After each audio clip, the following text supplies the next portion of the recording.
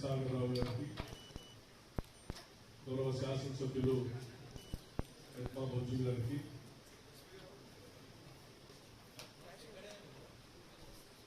MLA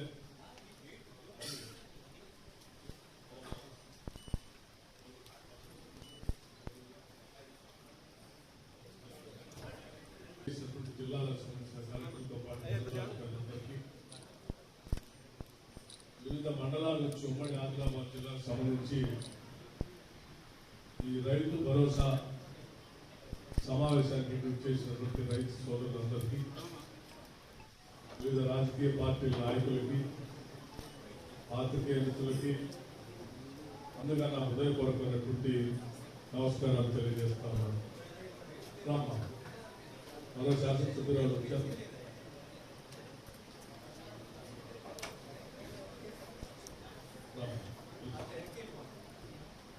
ఈ సమావేశం వ్యవసాయ అభివృద్ధికి, అట్లాగే వ్యవసాయ ఉత్పత్తులు చేస్తూ రాష్ట్రానికి, దేశానికి వెన్నుముకగా ఉన్నటువంటి రైతాంగ సోదరులకి పంట పండించడానికి ప్రోత్సహించడానికి చేసినటువంటి రైతు భరోసా సంబంధించిన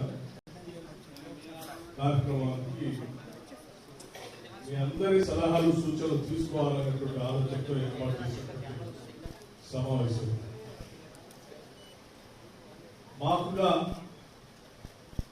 ఆనాటి కాంగ్రెస్ పార్టీగా ఎన్నికల కంటే ముందు రాష్ట్ర వ్యాప్తంగా ఆనాడు కాంగ్రెస్ పార్టీ అధ్యక్షుడిగా ఉన్నటువంటి రేవంత్ రెడ్డి గారు, సిఎల్పి లీడర్గా ఉన్నటువంటి నేను, కాంగ్రెస్ పార్టీ అధిష్టానం అందరూ కలిసి రాష్ట్ర ప్రజలకు హామీ ఇచ్చాం. రాష్ట్రంలో ఉన్నటువంటి రైతాంగ సోదరులు ఇబ్బంది పడుతూ ఉన్నారు. వారందరికీ కాంగ్రెస్ ప్రభుత్వం ఇందిరమ్మ రాజ్యం రాగానే రైతు భరోసా చేస్తాం, ఇస్తాం. ఆ ఇచ్చినటువంటి మాట ప్రకారం తప్పనిసరిగా దాన్ని నిర్దిష్టంగా అమలు చేయాలన్నటువంటి లక్ష్యంతోనే ఈ ప్రభుత్వం ఈరోజు రాష్ట్ర వ్యాప్తంగా ఉన్నటువంటి రైతాంగ సోదరులతో, అలాగే మిగతా వర్గాల వారితో కూడా అందరితో చర్చించి వారందరి అభిప్రాయాలు తీసుకొని ఏ రకంగా చేస్తే బాగా మేలు జరుగుతుంది రైతాంగ సోదరులకి అనేటువంటి ఆలోచనతో మీ అందరి అభిప్రాయాలు తీసుకోవాలనేటువంటి ఒక మంచి సంకల్పంతో ఈ సభ ఏర్పాటు చేయడం జరిగింది. మాకుగా ప్రభుత్వ పరంగా ముఖ్యమంత్రి గారు రేవంత్ రెడ్డి గారు కానీ, వ్యవసాయ శాఖ మంత్రిగా తుమ్మల నాగేశ్వరరావు గారు కానీ, రెవెన్యూ శాఖ మంత్రిగా పొంగులేటి శ్రీనివాసరెడ్డి గారు కానీ, లేకపోతే రూరల్ డెవలప్మెంట్ పంచాయతీరాజ్ మంత్రిగా ఉన్నటువంటి సీతక్క గారు కానీ, ఇతర మంత్రిమండలి సభ్యులు కానీ మేమందరం చాలా స్పష్టంగా ఓపెన్ మైండ్ తో ఉన్నాం. చాలా ఓపెన్ మైండ్ తో ఉన్నాం. మాకుగా మేము ఎటువంటి నిర్ణయం చేయలేదు, చేయాలని కూడా ఆలోచన చేయట్లేదు.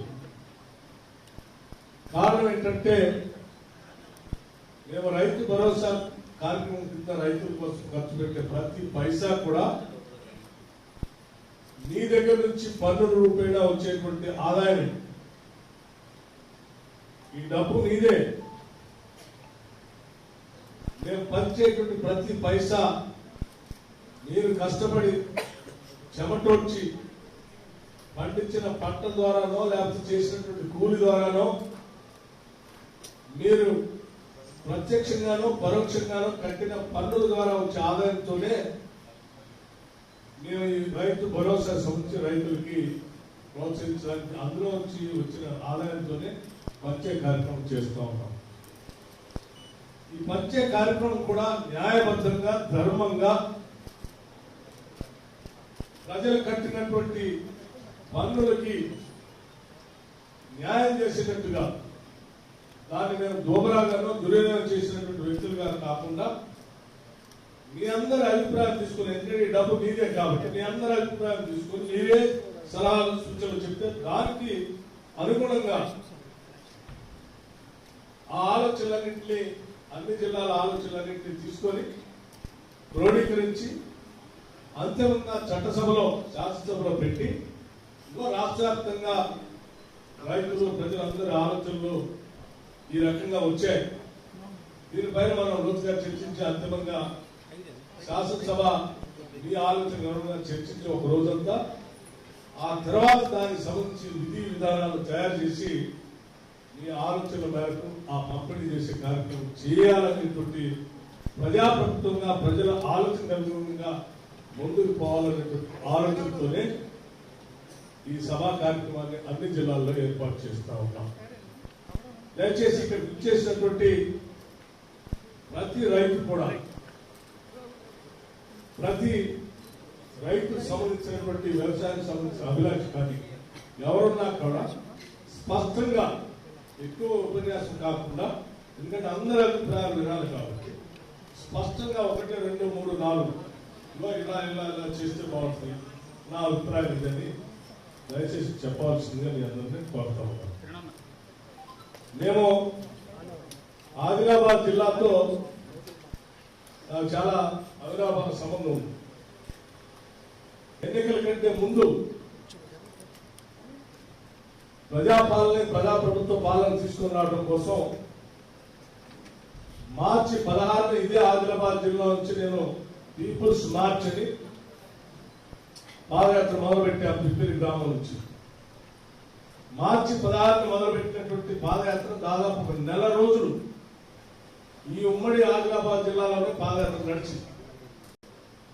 ఏప్రిల్ మాసంలో ఈ జిల్లా దాటి పక్క జిల్లాలోకి ప్రవేశించారు. 1 నెల రోజులు ఈ ప్రాంతంలో ఉన్నటువంటి గిరిజన రైతులు, గిరిజనేతర రైతుల సమస్యలు కూడా నేను ప్రతి దగ్గర విన్నాను. మీ అందరి సమస్యలు మాకు స్పష్టంగా తెలుసు. అయినప్పటికీ మరొకసారి మీరు చెప్పేదాన్ని రాసుకొని ప్రభుత్వంలో దానికి అనుగుణంగా నిర్ణయం చేయాలనేటువంటి ఆలోచనతో వచ్చాము. కాబట్టి దయచేసి మీరు చెప్పేటప్పుడు కానీ, మా మంత్రులు మాట్లాడేటప్పుడు కానీ, ఇంకొకళ్ళు ఎవరు పక్క వాళ్ళతో మాట్లాడకుండా నిశ్శబ్దంగా మీరు చెప్పేటువంటి సమాచారాన్ని మీరు చక్కగా రాసుకోవడానికి అవకాశం ఉండేటట్టుగా సభని నడపడం కోసం మీరు అంతా సహకరించవలసిందిగా కూడా నేను విజ్ఞప్తి చేస్తూ ఉన్నాను. అట్లాగే నా ఆలోచనలతో పాటు వ్యవసాయానికి సంబంధించిన మంత్రి గారు, భూమికి సంబంధించిన మంత్రి గారు, గ్రామీణ ప్రాంతానికి సంబంధించిన మంత్రి గారు ముగ్గురు కూడా అతి ముఖ్యమైనటువంటి వాళ్ళ వ్యవసాయానికి, రైతులకి, ఈ పరిశ్రమకు సంబంధించినటువంటి వారి ఆలోచనలు కూడా మీకు చెప్తారు. దయచేసి ఇవన్నీ విన్న తర్వాత స్పష్టంగా మీ భావాలు చెప్తారని, మీ ఆలోచన మేరకు, మీ ఆశల మేరకు, మీ కోరికల మేరకు మేము పనిచేస్తామని, దానికి అనుగుణంగానే ముందుకు పోతామని, మాకెవరికి నిర్దిష్టమైనటువంటి అభిప్రాయాలకు మేము ఇక్కడికి రాలేదని, మేము ఓపెన్ మైండ్తో వచ్చామని చాలా స్పష్టంగా ఈ ఉట్నూరు సభ నుంచి రాష్ట్ర ప్రజానికానికి, రైతులకు చాలా స్పష్టంగా తెలియజేస్తా ఉన్నాం.